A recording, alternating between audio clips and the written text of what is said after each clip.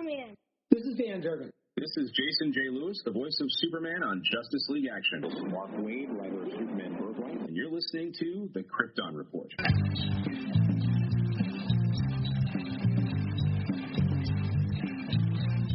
The Krypton Report podcast is dedicated to all things Superman, Supergirl, and the planet Krypton. We discuss movies, TV, game, comics, and all things DC. So join me, Tyler, with my co-host James and Jania. This month's writer spotlight is going to be dedicated to Mark Waid. And we have a special episode to get to, but I'd like to read something. So the book, the totally unofficial 100 Things Superman Fans Should Know and Do Before They Die by Joseph McCabe. Forward by Mark Waid. Let me take you into Mark Waid real quick. When I was a kid, Superman quite literally saved my life. I have always been a devotee, captivated by superhero comics when I was no more than 4 years old. They became the foundation of my existence. They always bowed me in times of trouble. I was from a broken home. I was incessantly bullied in school. I wasn't handling any of it well, and the darkness of my depression had me. And I'm not exaggerating, forgive me.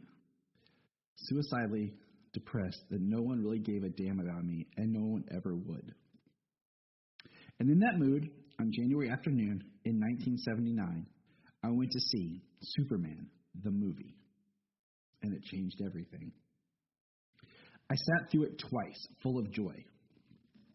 I have rarely experienced, since I knew Superman was a fictional character. I knew Christopher Reeve was an actor, but together, alchemically, magically, they communicated something profound to me. Superman cared. He cared about everyone, even me. When I left that theater, I still wasn't sure what I was supposed to do with the rest of my life. But the one thing I did know was that Superman had to be part of it. Since that day, I've read and reread and watched and listened to every Superman story ever spun, from comic book and graphic novel to every available radio broadcast of the 1940s and every film and cartoon and TV show, from the novels published as early as 1942 to the impossibly rare, read by maybe 10 people in the world, Superman in the Jungle story trading card set from 1966. And along the way, I've been lucky enough to have been allowed to add tales of my own invention to that vast canon. I've written proudly dozens of comic books starring the Man of Steel. Over the past 30 years, in fact, my very first assignment as a comic writer in 1985 was a Superman story, and that published credit remains my greatest professional thrill. Someday, hopefully soon, the author of this book and I will challenge one another to an epic Superman trivia showdown. Based on what he's written, it seems stunningly like that he'd prove a worthy opponent. I can count on the fingers on one hand the number of Kryptonians who have plumbed the depth of super research as deeply as Mr. McCabe, and the knowledge he's about to lay down upon you is as entertaining as it is uncommon. But until he can prove to me that he, too, knows Lana Lang's mother's maiden name, or can tell me the names of both Mr. and Mrs. Pillock's wives, we will wither in the ashes of defeat. No one loves Superman more than I do. No one. By the time you finish this book, you might be close. Mark Waid. And with that amazing introduction, I'd like to tell you some things about Mark Waid. And first, Mark Waid appeared on an earlier episode of this show. The audio was a little off, but it was a great, great interview. So check that out. From Archie Andrews to Superman, Princess Leia, the Black Widow, Daredevil, just to name a few. As far as the other teams of books, Mark Waid has touched almost every character you can think of in comics. With over 2,000 comics written under his name, he is definitely a legend of our time. Without further ado, please enjoy our chat with Mark Waid.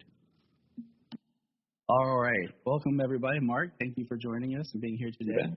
Sure. It's a pleasure to get the chance to talk to you again. Like, I was thinking, like, it's been 6 years. It's been a while.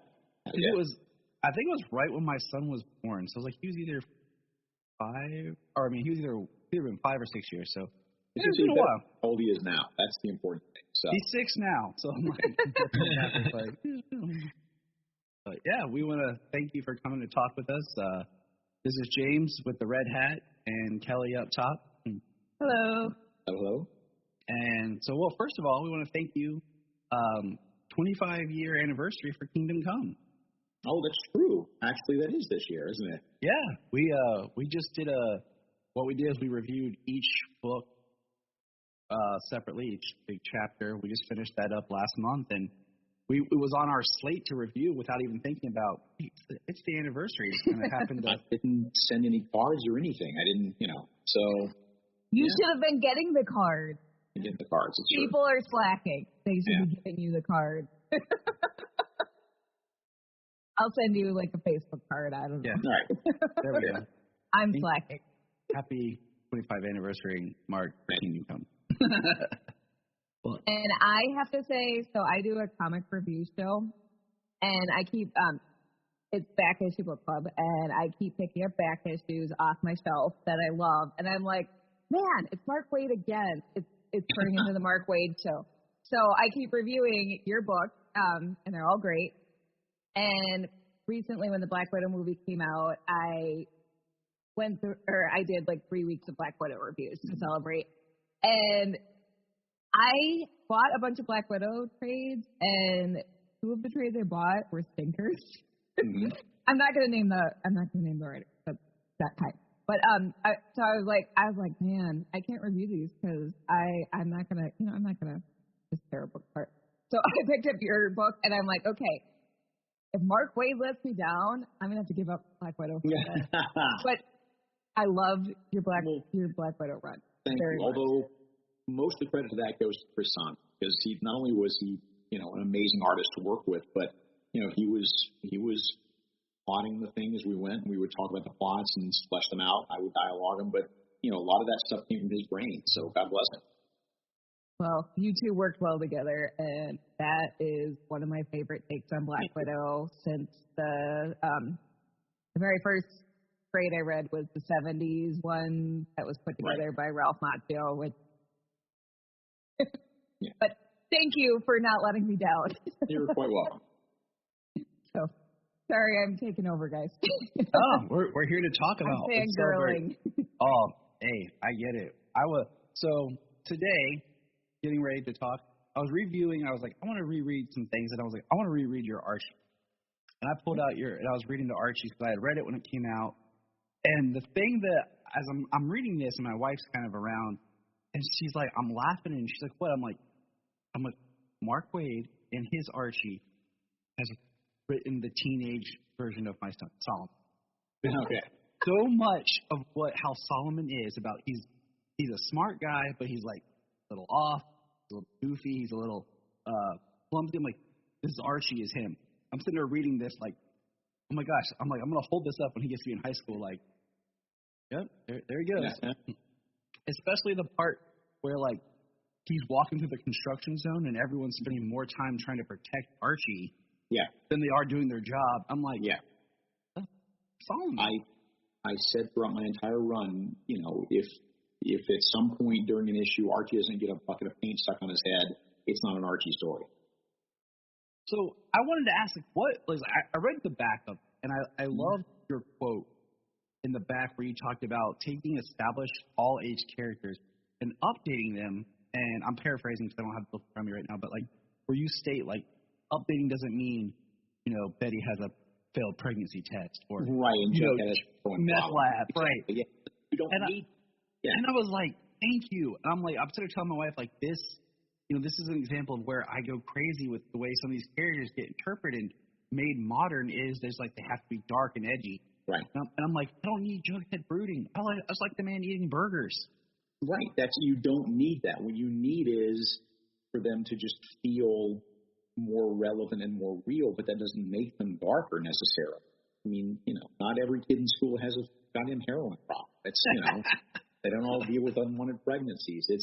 It's okay that these kids are not dark, and it would be wrong to impose that on them. That's not what they're designed for. That's not what they were created for. And you can I mean, you can do the occasional, like, Afterlife with Archie or something like that as a sort of off-brand thing. But if you're doing the main book, it would be wrong of you to stray that far from the creative vision that was originally there. So did you feel like a lot of pressure or anything like with the idea, or were you like more excited about, I have an idea, I have this concept for Archie, or is it just kind of like, okay, what can I do? I had nothing when they called. I mean, they called me and said, we want you to take over Archie. I'm like, I'm like 50 years old, right? And it's okay, they said. And they said, Fiona Staples would be doing the first few issues, and I'm totally in on Fiona. So love the art. So then I just sat down and I just started writing, not a story, but I just started writing about Archie and about the characters and just sort of everything I could think of about them. And as I was doing that, and I do this with every assignment I take on, I just start just throwing stuff on the page, like a letter to myself about what these characters are and who they are and how they relate to each other.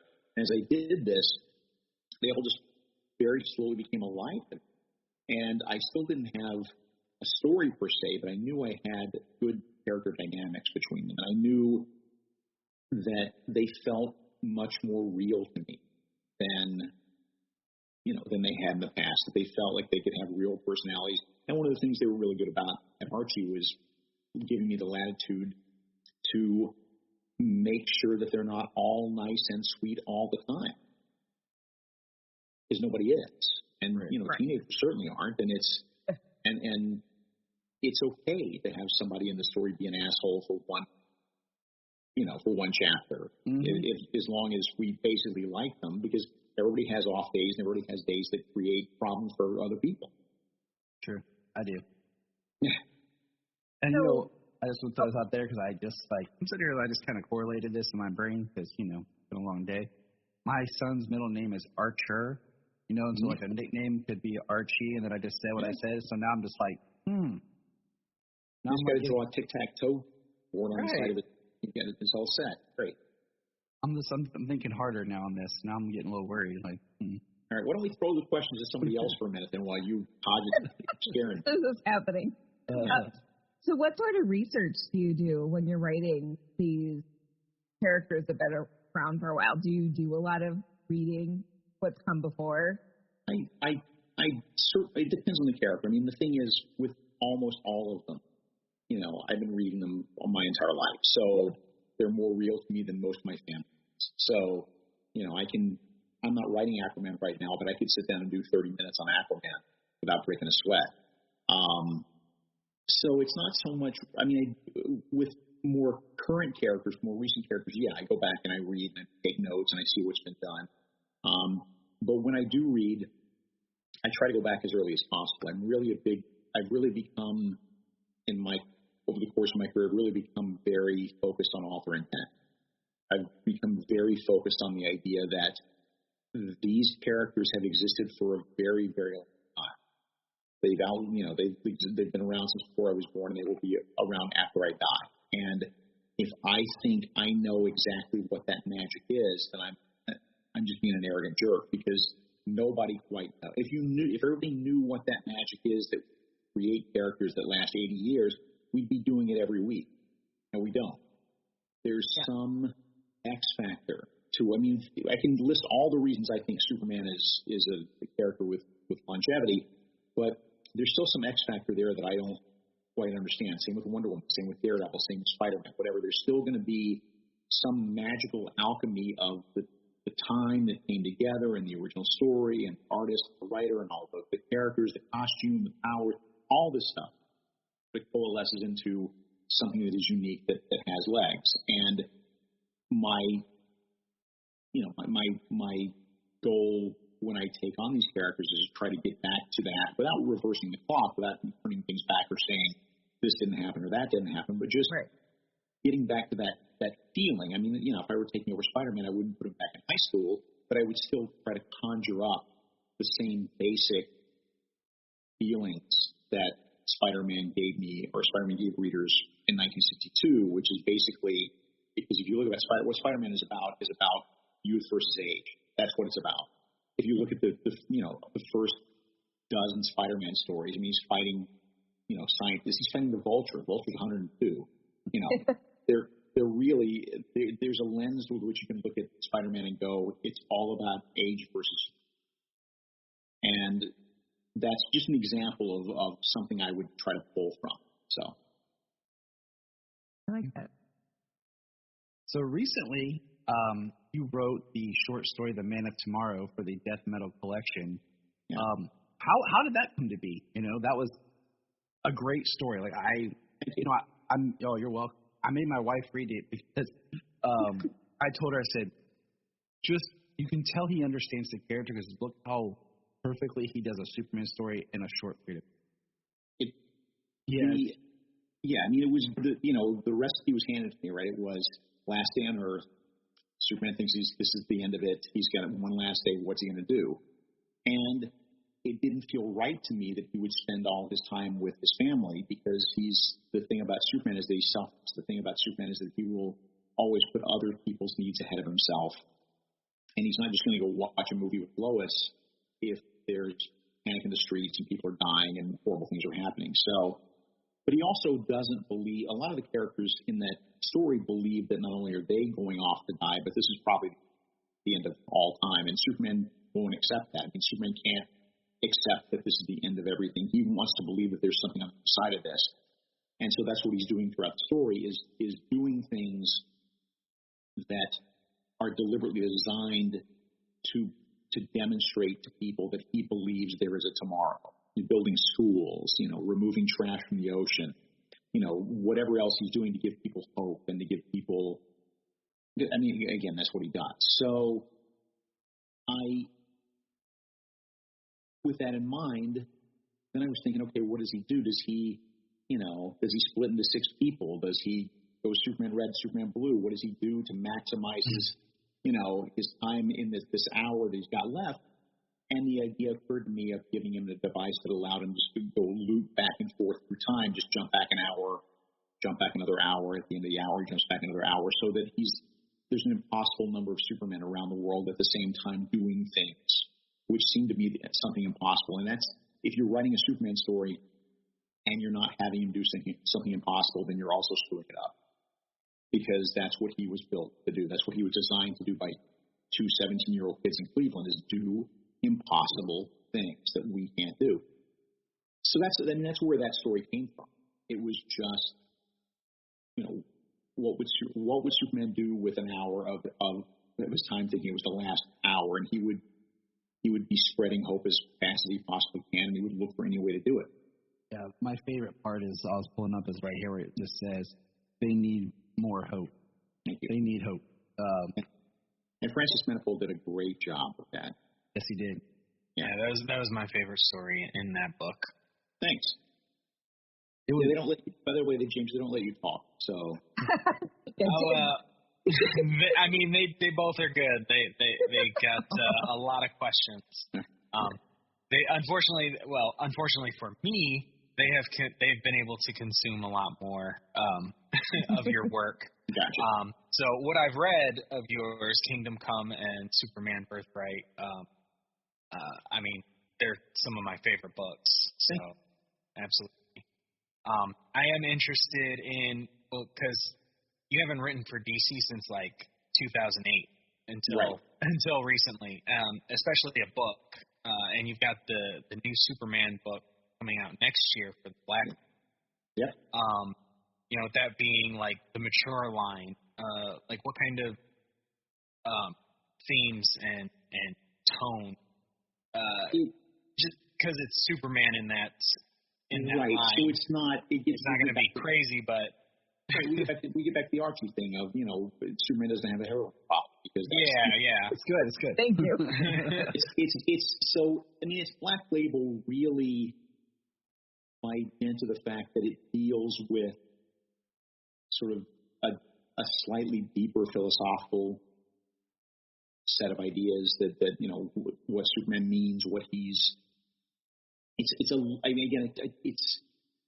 nothing happens in the story that is unusually dark that you couldn't do in a regular DC comic. It's just that the foundation of it is sort of, I can't really say much about it without giving anything away, but it's the foundation of it is built on some very fundamental questions about life and death and, our obligation to other people and so forth. And it's a little more sophisticated than you would normally tackle in the DC Comics. That's kind of what makes it a Black Label book. Ooh. Is it exciting that the story that you're bringing with that is outside of canon? That you're not tied to anything. In your personal headcanon, do you see this as your Superman from Birthright, like it's the same character? Yeah, it's totally a sequel to Birthright. Yes, which came as a surprise to Brian Hitch after he wrote on the first issue, because it's not. We're not billing it as such. It's not obvious, but it's that Luthor, it's that Superman, that's their relationship as kids is also a big part of this story. Ooh, I get that sense with a lot of creators that the ones I've got to talk to, that when they do a different project, that it's still kind of, they created their Batman, their Superman, and even though it's over here, it's still their same kind of characterization around. So that's awesome. I was already excited for it, but now I'm excited. Good. I have a very concrete idea of who Superman is, and I couldn't, I could see myself doing different kinds of Batman stories or different takes on Batman or whatever, but with Superman, he's just so firmly concretized in my head that I don't know that I could do a different quote unquote take on him, other than the one that I feel most comfortable with, which is out of current canon.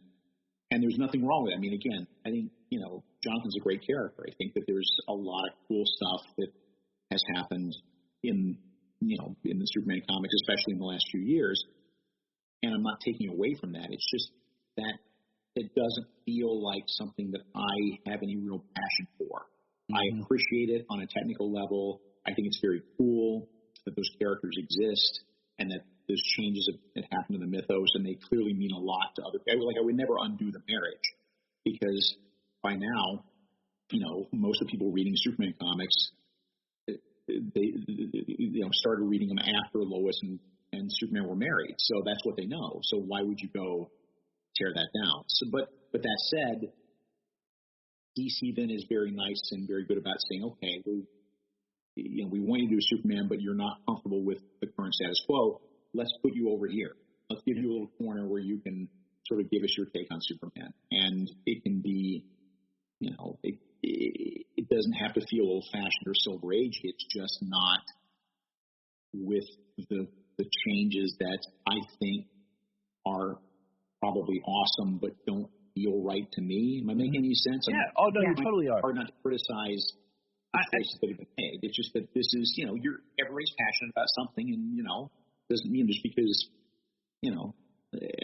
you're passionate about the Cleveland Guardians doesn't mean you're necessarily passionate about the Mets. Absolutely. I think most of us, probably all of us here, are good with seeing like your version over here and somebody else's version here, and the canon version here. We're okay with seeing all those different versions going on at the same time. Yeah, he's a big character. You can do so many things with him, so why not?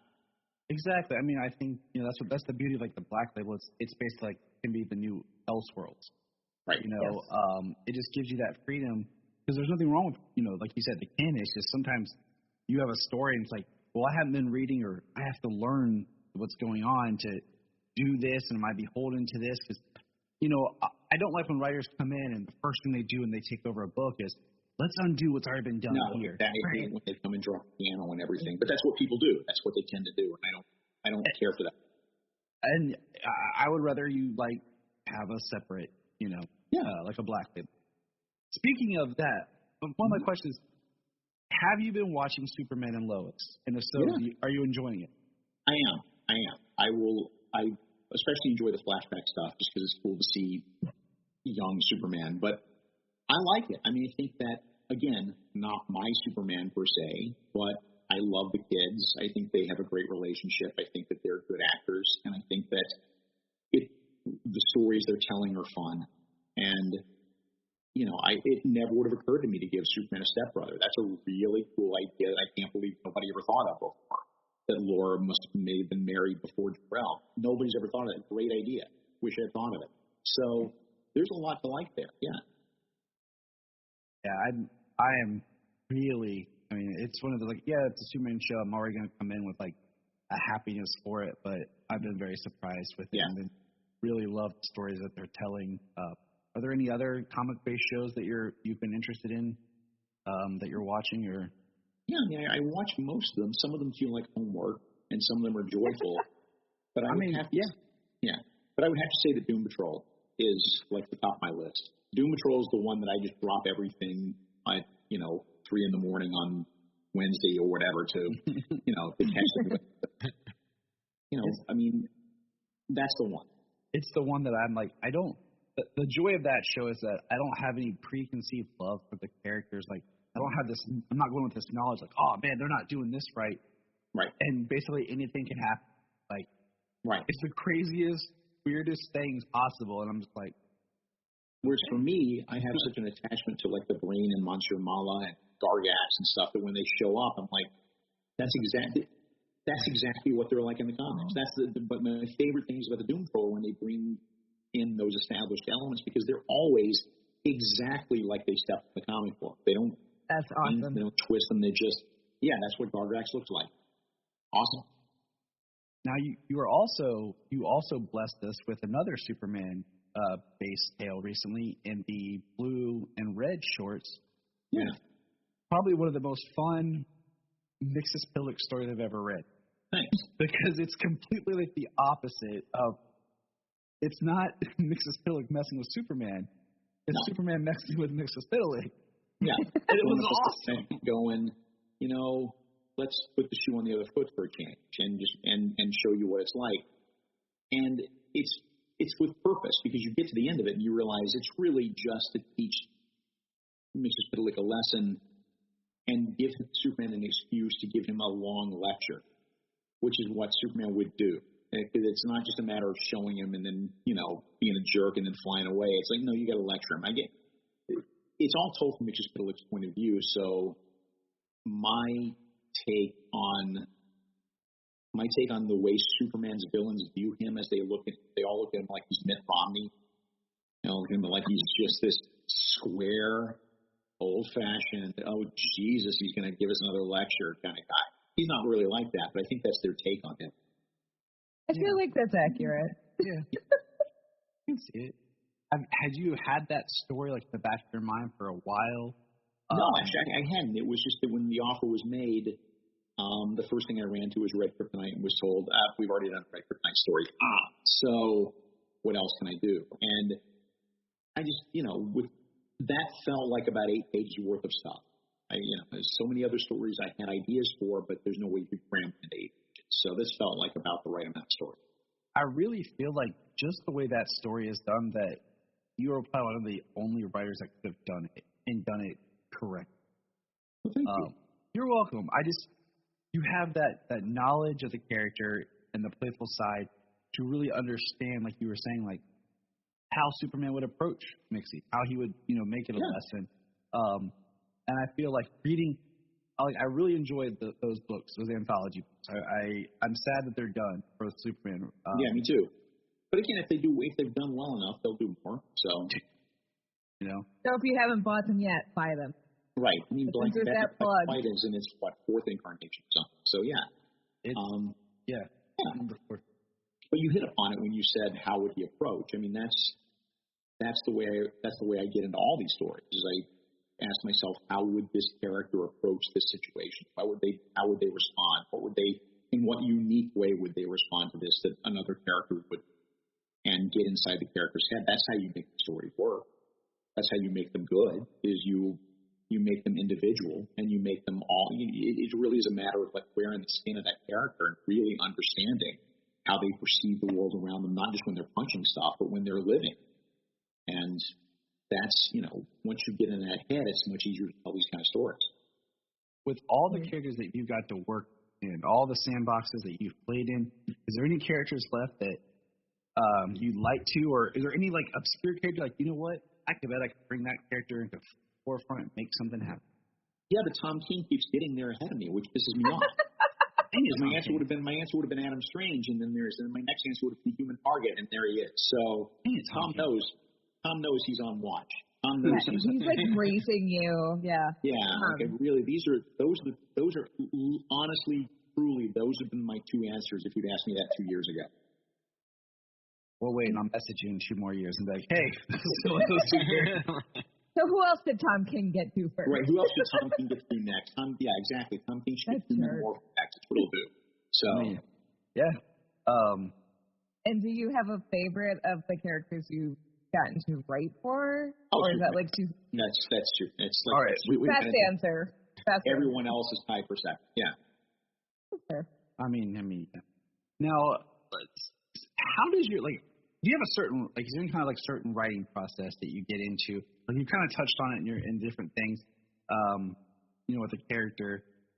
Is there, like, a certain way that you think you approach the writing differently than you would say, or is it just kind of, it's always the same, or is each character like a different journey? There's a commonality. I mean, like I said, a big part of it is just getting in that character's head and trying to see the world through their eyes. And then beyond that, when I'm actually sitting down thinking of stories, because it is a visual medium, I tend to think in terms of images. I tend to think of, oh, that would be cool. Oh, that would be a cool thing to see. Oh, that would be a cool thing to see. And it's like a jigsaw puzzle where all the pieces are faced out, and I'm turning up the pieces one by one face up, and then I start to see how, oh, that's a cool idea for a visual, and here's an image that could link to this, because that, you get from point A to point B that way with the story, and you start to knit it all together into something that makes some sense. But you need a strong beginning. I can't do anything unless I know the first page. I don't have the slightest idea how to proceed unless I know how a story starts, because how a story starts dictates the tone, dictates the approach, dictates everything to me. So I can have a lot of good ideas, but until I know how that story starts, unless I know what's on page one, I get stuck.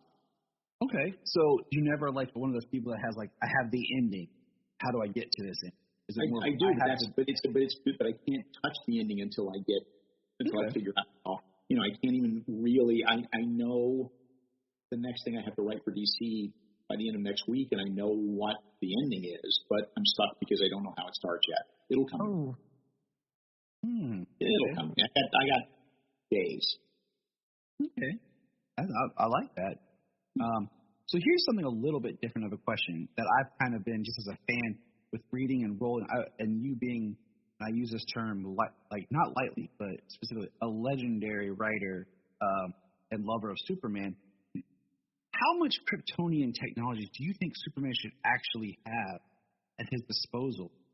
I'm fine with him. I'm fine with him having whatever the story dictates. I'm fine with that. I think that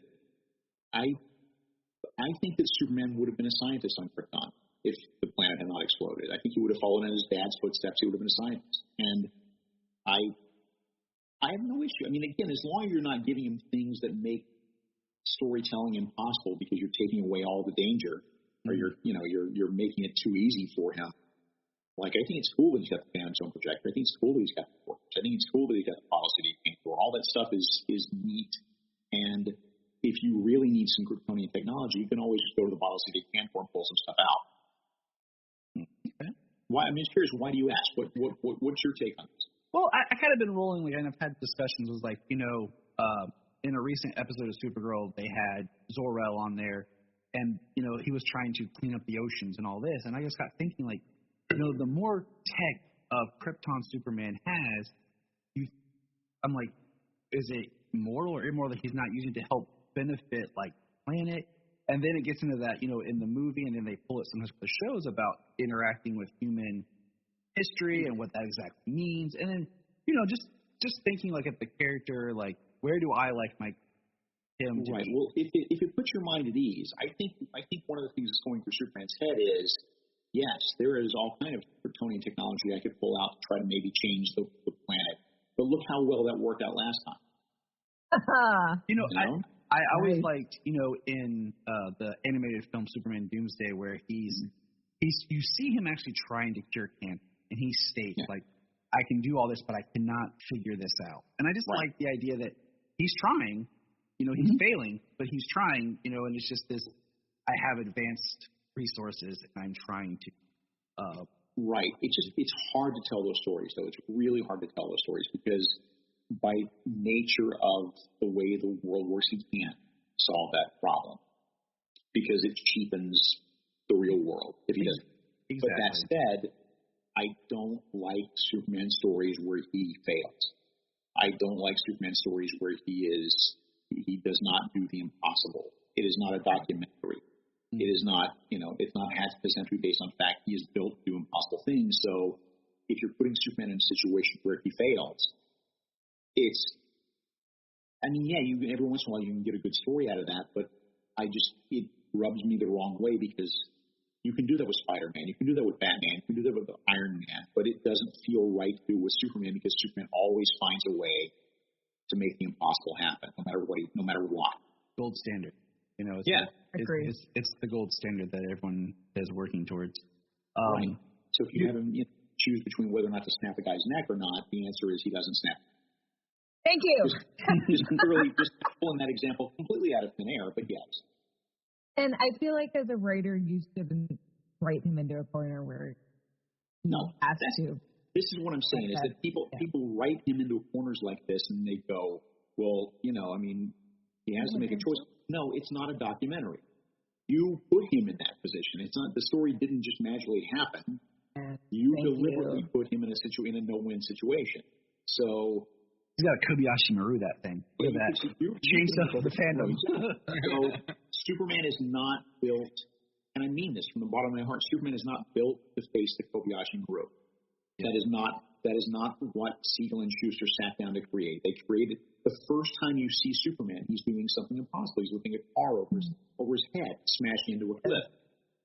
Superman does impossible things. I like that. Like that. Just that is like a line. Like, yeah, great. That's what he does. So I have a kind of fun question. Okay, so I love JLA Year One. I really do. And so if you could just choose a lineup for Justice League, your fantasy lineup, which characters would you choose? That's a good one. I mean, it's hard to do it with the original 7 because they're so powerful, and it's hard to come up with menaces that big. But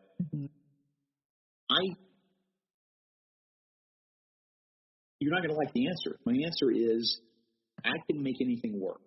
I love all these characters so much that if you hand me a random assortment of people to put in Justice League, I could find a way to make it work. I bet you could. Actually, and that would be a great story answer. to read. Yeah. I mean, we're just going to tell you about the 7 worst characters. We'll send them your way, and then we'll come out the prize-winning story. I would read the heck out of that. Black Canary is actually my favorite character, so that's one of the reasons JLA. She was so much fun to write in that book. So much fun to write in that book. So I'm glad you enjoyed it. I did review. That was one of the ones I reviewed, and everyone was like, "Mark Waid wrote another Justice League story. You guys can come." I was like, "Oh yes." I've written a few. I've written 2,000 comics. I think statistically, probably if you have comics at your house, no matter who you are, statistically, I'm probably in your collection somewhere. Yeah. I keep trying to shine a light on books that don't normally make people's top 25 must read list. Yeah. So it was very gratifying for people to be like, I need to buy this book because I haven't read it and I love Kingdom Come. Thank you. So. Well, thank you for the plug. You're welcome. I also plugged your Leia book, and again, people were like, Mark Waid wrote Star Wars. I was like, yes, go buy it. I get around, man. I get around.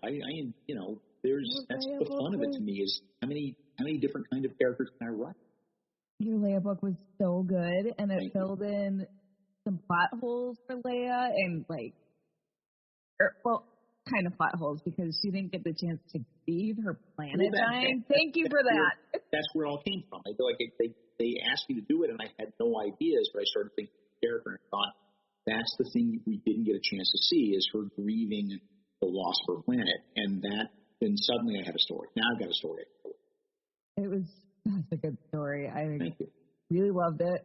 I cosplayed as that version of Leia too, and had fun with that. So, sorry guys, I'm fangirling again. There's a reason why I wanted you to come, because I knew that you would enjoy this. Yes. So, like I said, my show's been the Mark Waid show, basically. I mean, I really have given other writers, but a lot of the comments have been yours. So thank you. Having gotten around so much, is there any kind of advice or ways that you talk to like aspiring writers of like, what they should be focusing on to get their attention, get their foot in the door, like a process for writing, period? Like, yeah, I mean, actually, for the last year or so, and I've got one more coming up, I've been giving online lectures, and if you go to talenttalk.com, you'll see a link, and every month I do like an hour-long, here's your super intense, like, fire hose of information about how to write comics, how to pitch comics, how to, what you need to remember as a writer. And I've got a whole, like, 45, 50-minute spiel all set. But the two most important things I press upon writer is, one, a plot is not a story. A plot is a framework for a story. And you can have, and this is a mistake I made early on in my career. It took me a while to learn this. You can have a plot that is like a Swiss watch. You can have a plot that's just a beautiful thing that hangs together terrifically and is stunning in its construction, but people don't remember the plot. We've all seen James Bond movies. I defy you to tell me the plot of any James Bond movie. You don't. You can't, because that's not what you remember. What you remember is the car chase, the action, the love scenes, the moments when your blood is up, right? The moments when you're engaged and you're emotionally excited. That's what people remember. Everybody remembers Spider-Man lifting the giant machine off his back and the Ditko story, but nobody remembers why he was there or what he did right after that. That's the part you remember. So it's super important that if you don't, you can have the most, the best constructed story in the world, but if it doesn't have emotion to it, if it doesn't move people, if it doesn't ask of people to, engage their emotions, then you may as well be a crossroads. So that's one. The other piece of free advice I will give you and to other writers is that every scene in your story has to be connected by one of three words, okay? Two of them are the most important. It's therefore and however. Every scene in your story has to be, this happens. Therefore, this happens. However, this screws things up. Therefore, this happens. In other words, and you would be surprised at how easy it is to break that rule or fit that rule. But then everything in your story then moves forward and advances the plot to the next point. And I'll give you an example of how it can go wrong. Is in the Black Label book, for a part of it, there's sort of a treasure hunt element to it, where we have to go from place to place. And in my outline, I said, okay, we're going to go here, and then we're going to go here. And I wrote the first scene where he's, in point A, and then I was going to write, okay, now he's in point B, but there's no real reason for him to go from here to here. The plot dictates it.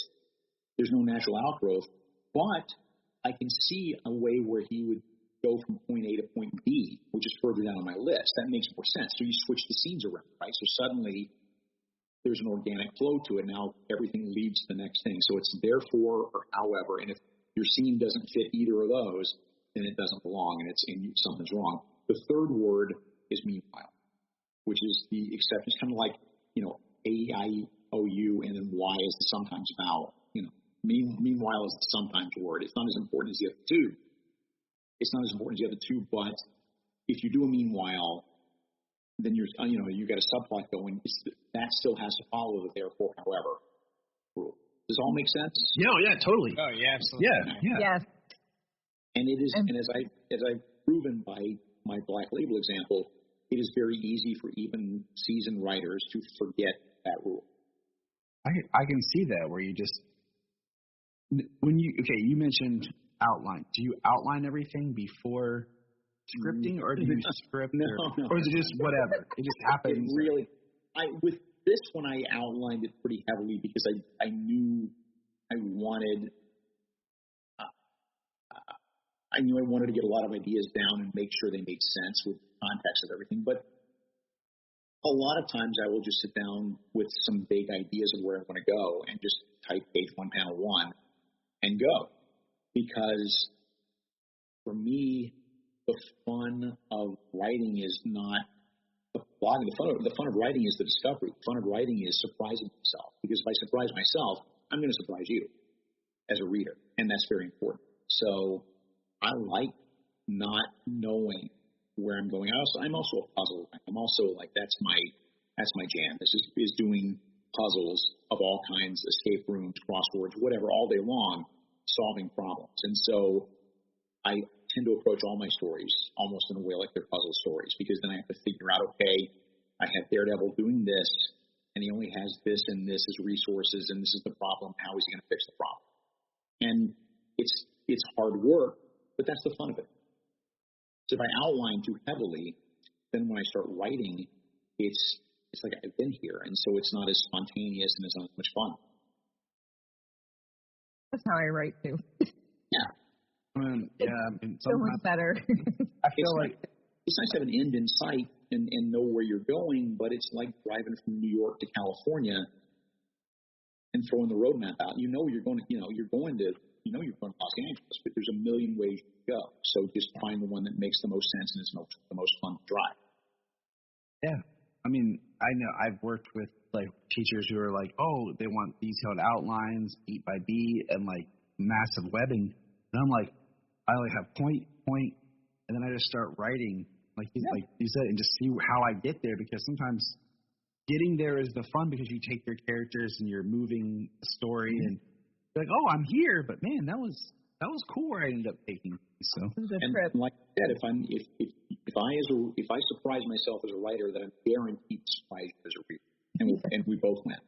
Holy cow, Mark Waid wrote that! Wow, Yeah. I didn't see that happening. You didn't see that coming, because I didn't see it coming either. So you mentioned because the characters take over. Yeah. They take the wheel. Now I know that we're probably running low on time. I don't want to keep you too long. I got 10 more minutes. We can speak in.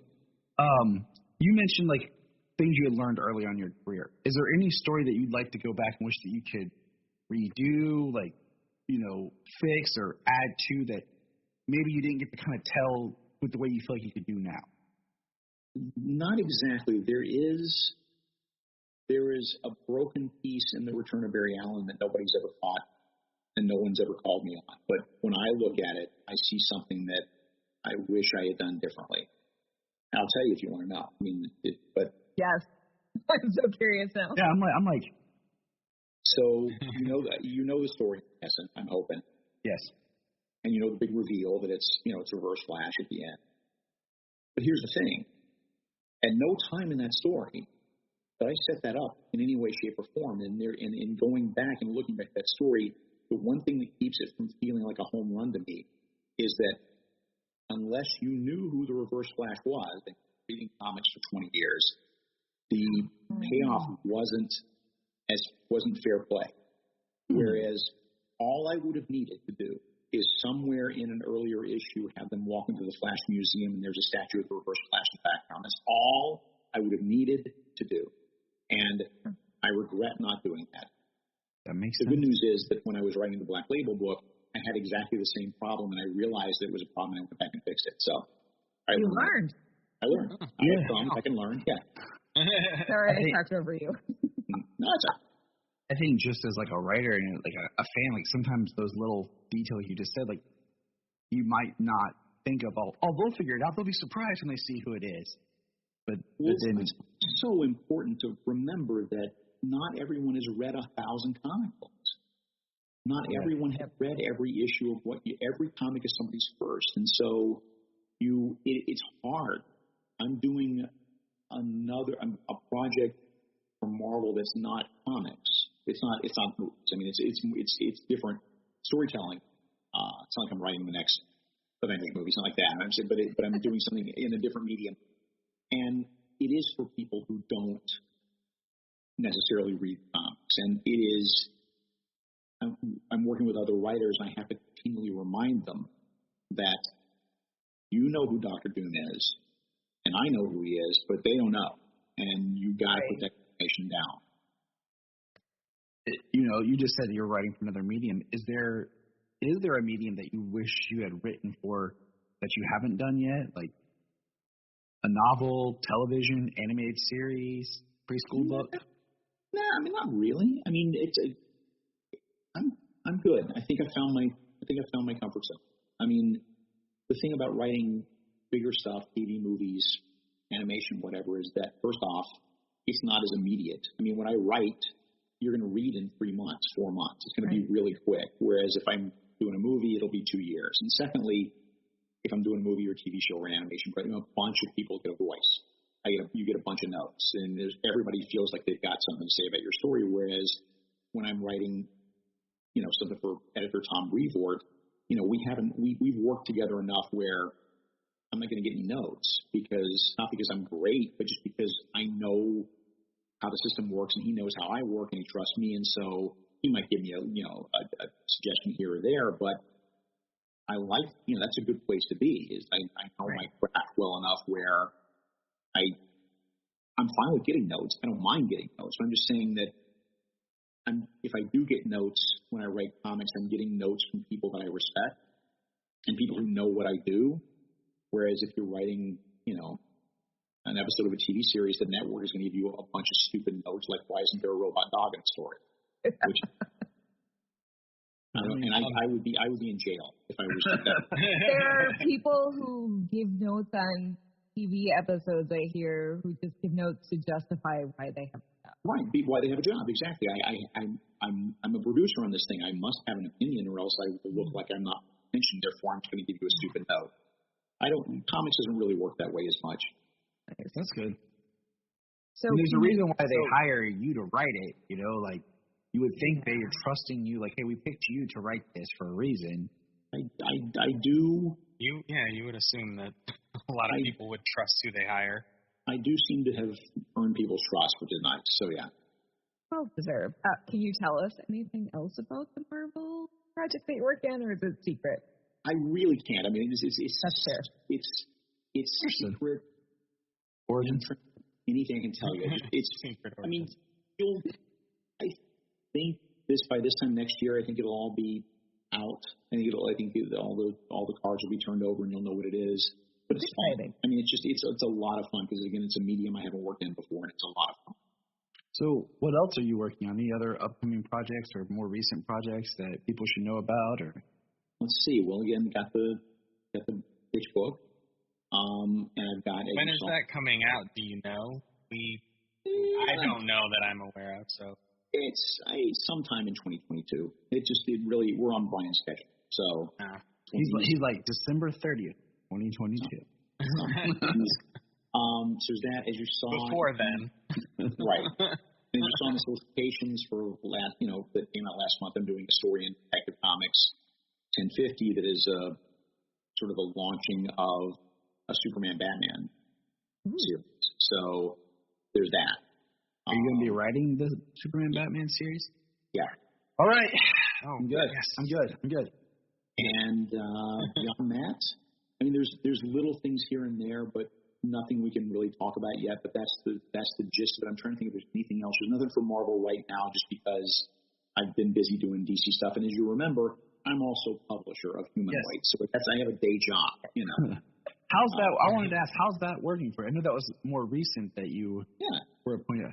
My whole timetable, it could have been 3 years ago until yesterday. And so yes, because of COVID, everybody feels the same way because of COVID. It's working out great. And then I was consulting with them for a couple of years on doing their comics and doing their American graphic novels, and they tapped me to be publisher almost 2 years ago now, I guess. And if you factor in the fact that the world came to an end in 2020, it's going pretty well. We're doing a lot of books that I'm very proud of. We got one coming up at the end of this month, the end of November, that I love. It's a great book. It's called The History of Science Fiction, and it is a graphic novel version of just that. It is, and it is amazing. Super comprehensive. It's written by a British author who did a version for France that we translated over here and then added a lot of stuff to make it a little more American based. But it's 200 pages, but it's going to take you like several sittings to read this thing. It's very dense, but not in a way that's dry, not in a way that's not entertaining. It's fun to look at, and you're going to learn so much about the history of science fiction because it's not just fact. It's also context and sociological context and how did this relate to this thing and who was this person and why was this woman important in the history of science fiction and so forth. That's coming out in the end of November at some point because of shipping delays and everything. Nobody knows exactly, but I would look for that. Yeah, totally. That sounds awesome. The hardest thing is, as much as I love the comics medium, is I don't always get to read and absorb as much as I want because there is a lot. Yeah. I always recommend people check out libraries. It helps, because so I feel like some of the stuff like you're talking about gets lost in the shuffle of some of the bigger things, especially when you have maybe a shop, your local shop isn't is up to on everything and recommends things. It can easily get passed over. So I'm glad to hear about that because I'm excited to read. Sounds cool. Cool. Well, good. I think you'll enjoy it. On that note, any last questions? I probably need to. I was thinking 25 years on Kingdom Come here. Just a couple of years ago, last season maybe, we had Crisis and Infinite Earths over there on the CW. How do you feel that they brought to life some of the characters? Specifically Brandon Routh, because that was I was over the Kevin moon. Conroy. I was over the moon. I was having dinner with Mark Guggenheim, and in the early stages of it, and he was saying, "Well, we know we want Brandon Routh to be a Superman, and we don't know whether or not to try to let him continue the Superman Returns version, or maybe he could be the Kingdom Come version." I said, stop right there. That's what you're going to do. I'm not asking you. This is what you're going to do. And by force of will, it happened. And I think the great tragedy of Brandon Routh is that he's the perfect Superman, and he's also the last person in the world that Warner Brothers would ever call to be in a Superman because of Superman Returns, which breaks my heart because he's perfect for that role, and yet, except for the unusual circumstance of like Crisis, they'll never let him wear that suit, which breaks my heart. Yeah, me too. Mm-hmm. Yeah, it's a tragedy because you feel the genuineness of the character from him just as a person. Yeah, and he was one of the Supermen that I have yet to meet, and I had an opportunity, but I wasn't able to do it, and I really hate that I wanted to meet him back before the world, destroyed itself. Same. So, yeah. Well, thank you, Mark, very much. It's been an honor and a blessing just to sit here and chat with you. Always just wonderful to hear you talk comics and about these characters that we all love so much, and just the joy that it brings us from reading, but also just hearing about your writing process. And there's inspiration that just comes from hearing you talk. I'm really going to look up your lecture you were talking about and listen to that. So that's probably what I'll end up doing tomorrow. Yeah, take a look and see. I mean, it's a portion of the proceeds also goes to the Hero Initiative, which is the charity that looks for comic creators in need. So there's a piece of it. So you're doing a good deed if you. All right, I'm the split. I'll let you guys get back to it. Thank you. Thank you. Thanks for the conversation. Thank you. Thank you. It's been great. Take care. Bye. That was awesome. That was fun. I was engrossed half the time. It's like, David's like, really? So, wow. I mean, just listen to him talk. Like, it's one of those things. Like, I can just listen to him talk, like, about the character. And if anyone out there listening, when this podcast episode goes up, I actually have recorded an intro to it, and I read the foreword that Mark Waid wrote in the 100 Things That Every Superman Fan Should Do. And just reading that foreword will tell you everything you need to know about how much this man loves his character. And I'm excited for this book even more now, just because the idea that he's writing Superman, but he's going to write from his mind without any kind of, and I hate using this term, but like baggage of the canon. Mm-hmm. Well, Superman's overdoing this or, this. So I'm ecstatic. It's kind of like a continuation of pocket universe. Yeah, like the Mark Waid. Like I always say, like Scott Snyder has his Batman. Like when you read that, that's Scott Snyder writing Batman. It's all connected.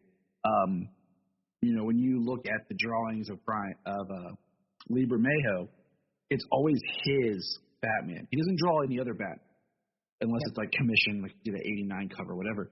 But it's his Batman, and this is like reading Mark Waid's Superman, which is my favorite. Superman. Yeah, Birthright's still my favorite origin story. I could go on and on about that beginning. Like I love the beginning of that book a lot for several reasons, but I really like the story of him as Clark in Africa. Me too. And kind of figuring out and doing his thing and the lessons that he learns there. So it's awesome. So good. Kelly, thank you for joining us. Thanks for having me. Why don't you go ahead and throw Thank out you. some... It's nice meeting you. Oh, nice meeting you too. Throw out some plugs for people who can find you and everything now, and we'll you have a proper ending to the podcast part here. Yes. Okay. So I've made it easy, finally. I have a link tree. Yeah. Linktree QR codes. Linktree.com/Phoneix Sister Cosplay. You can find my cosplay Instagram and Facebook. You can find my podcast stuff. Everything's on there. It's so much easier. I don't have to list off a bunch of links. That's why I love Linktree when I discovered that. And now that you can get the QR code, you'll see our QR code everywhere. It's just like, whoop, there it is.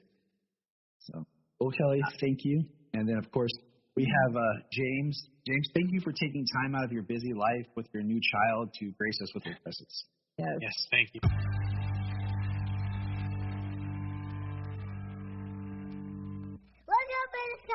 The Krypton Report is a Tears production.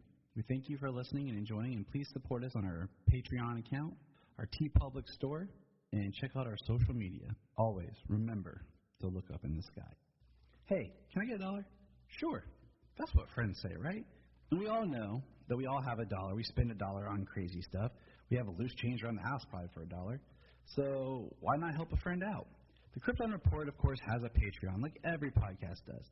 But unlike other podcasts where we're asking for a lot of money, we're just saying, hey, shoot us $1. $1 a month, help us keep the podcast going, and help us to bring entertainment to you. And you can hear the fun voices of me and James. So go to patreon.com/Krypton Report and give it a shot. Thanks. If you enjoy Superman podcasting, here's some others to check out. Digging for Kryptonite, The Last Sons of Krypton, The Aspiring Kryptonian. That all comes back to Superman. Superman Forever. All-Star Superman Podcast. Superman, the Animated Podcast. Always Hold On to Smallville. And Superboy Legacy Podcast. Check them out. Always a good time. Always something new. Enjoy.